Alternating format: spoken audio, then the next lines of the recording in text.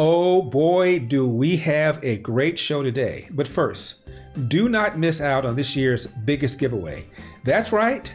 Let's hope the bow stays on this time. For the first time ever on my show, I'm hosting a holiday giveaway. But make no mistake, these are not just any gifts. No, they are hand prepared and signed by moi, yours truly, the great Eldersky. So you definitely don't want to miss the chance. Just go to winlarry.com and enter the giveaways right now. On December 8th, I'm going to announce three winners live on the Larry Elder Show on Epic TV. I can't wait to send you these gifts. Again, go to winlarry.com to enter the giveaway right now. Now, when we come back, the left is hyperventilating over Elon Musk for supposedly allowing hate speech. What about the inflammatory language from people like, Hillary Clinton and Joe Biden? We'll be right back. About Twitter and misinformation, the White House basically said, Elon Musk, watch your back. A question about Twitter. There's a researcher at Stanford who says that this is a critical moment, really, in terms of ensuring that Twitter does not become a vector for misinformation. Are you concerned about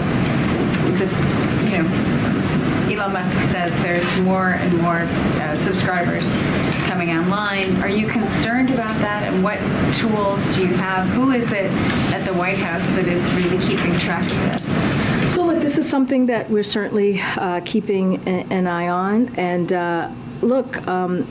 we have always been very clear, and that when it comes to social media platforms, it is their responsibility to make sure that when it comes to misinformation, when it comes to the hate that we're seeing, that they take action, that they continue to take action. Again, we're all keeping a close eye on this. We're all monitoring what's currently occurring, and we see it with our own eyes of what you all are reporting, and just for ourselves, what's happening on Twitter.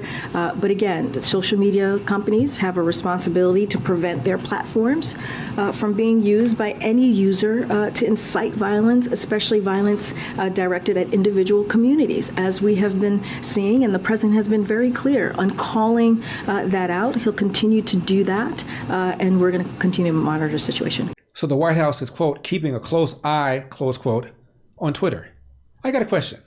Why isn't the White House keeping a quote unquote close eye on The View? I have to clarify something I said yesterday. I want to correct something I said on air when I stated that People of Praise had been deemed a hate group. I just got them mixed up with another group. It was inaccurate. Okay. So I don't think that's right that I have to say, sorry about that. But anyway. I conflated them. Okay. Yeah. That happens. It's easy to do. It's a live show. And you're thinking, and just sometimes I call Joy, Sarah. Yeah. Because we look so much alike. Because you look identical to each other. It's easy to confuse Associate Justice Amy Coney Barrett with a white supremacist, with a KKK member, with David Duke. It happens. Now, why isn't the White House keeping a close eye on CBS? After all, it only took them 2 years to independently verify the authenticity of the Hunter Biden laptop. Welcome back to CBS Mornings here at 7:30. And as Republicans take control of the House, Hunter Biden, the president's son, will be a target for investigations. And that means data from a laptop reported to belong to Biden could be crucial to the investigatory process. CBS News has obtained its data not through a third party or political operative, but directly from the source, who told us they provided it to the FBI under subpoena.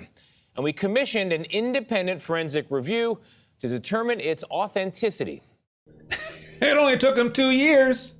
Now, why isn't the White House, quote, keeping a close eye, close quote, on the LATimes and the New York Times, neither of which has a conservative on its editorial board?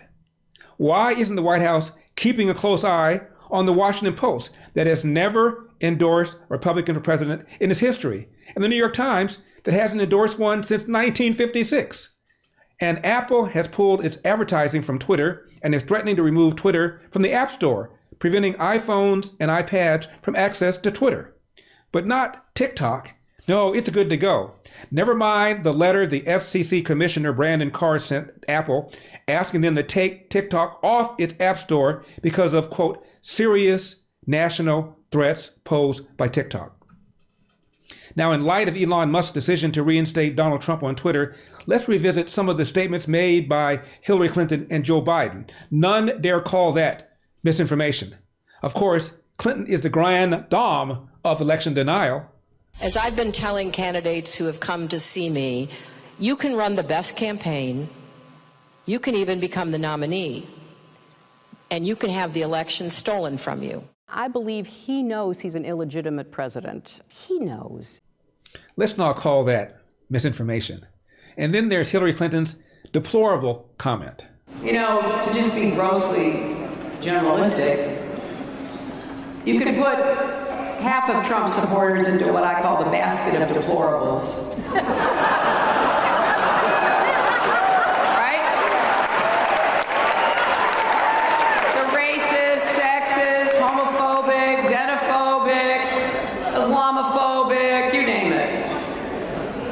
Unfortunately, there are people like that. And he has lifted them up. He has given voice to their websites that used to only have 11,000 people, now have 11 million. He tweets and retweets. They're offensive, hateful, mean-spirited rhetoric. Now, some of those folks, they are irredeemable, but thankfully they are not America. The great Eldersky is holding in his baby brown libertarian fingers a couple of baby brown MYPILLOW, my slippers. Yes, I am. And you know what else? They come in different colors. Not like the old Model T, where it came in black, and they said, whatever color black you want, we got it in black. Not so here. And they have it in different styles. So if you don't like that one, you can try another style. And this, of course, is the granddaddy of them all, the MYPILLOW. That's right. Soft, fluffy, comfortable. Just hit the number on your screen. Or go to MyPillow.com. Be sure and use promo code ELDER. Now this is a 6-pack of the MYPILLOW towels. Towels, hand cloths, and, as they say in the UK, flannels. We call them face cloths. Finally, I've got a Giza Dream bedsheet right here. Mine is in white because, after all, I'm the black face of white supremacy. What other color would I get? But you might want to get different colors. And because beds come in different sizes, the towels come in different sizes. So hit that number on the screen or go to MyPillow.com. Be sure and use promo code ELDER. That's ELD as in David, ER. I'll be right back. I want to remind you that Donald Trump has been accused of racism for investigating whether Barack Obama is from America. Guess who started the birther rumor? Hillary Clinton. And Representative Marjorie Taylor Greene, whatever you think of her, ask a really, really good question.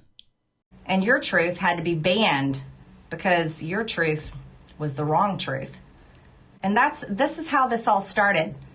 I'll never forget when Hillary Clinton called everyone supporting Trump deplorables.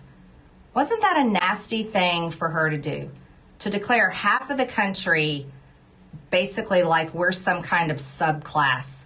And that's where all this started and how we got treated.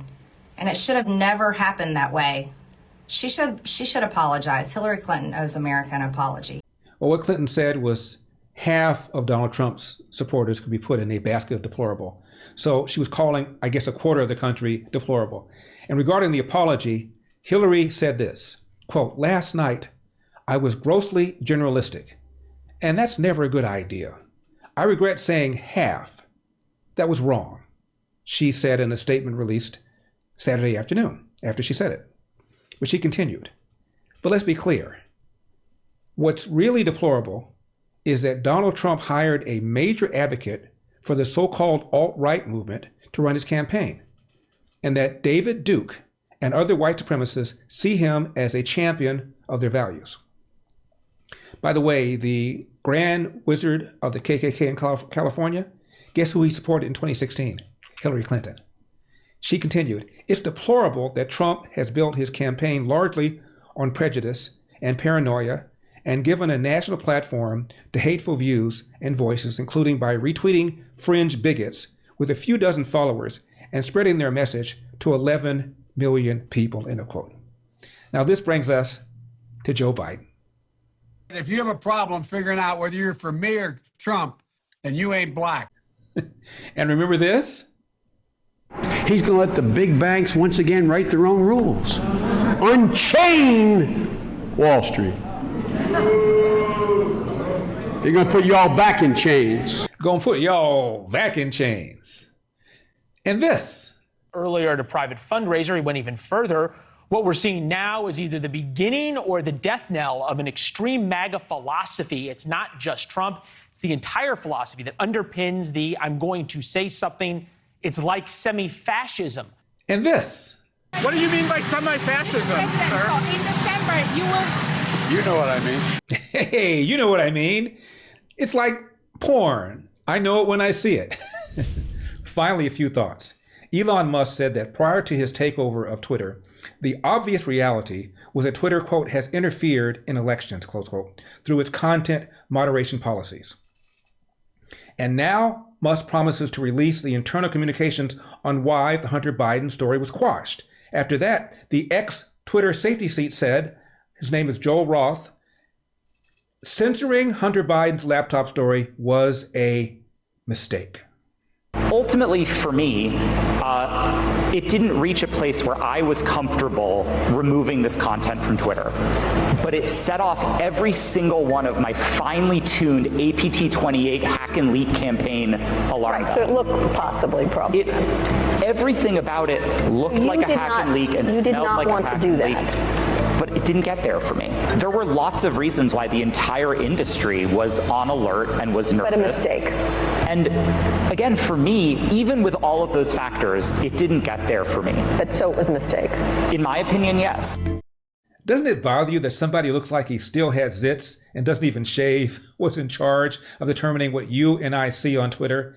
And sure, now that Biden is safely in the White House and you know who was defeated, the man comes clean. The thing is, you only got to once. Be a little slow, be a little late. Hit that like button because I know you like the show. And hit subscribe because you want to help us out. And go down below, you'll see a little description and click that on so that you get added to our mailing list. Why? Well, because we've been demonetized by YouTube, which means we must be doing something right. If you don't want to miss any of our videos, you got to get on our mailing list. Also, as I said, we've been demonetized, so you might want to throw a little something in our tip jar. You can donate to the show. Feel free to give generously.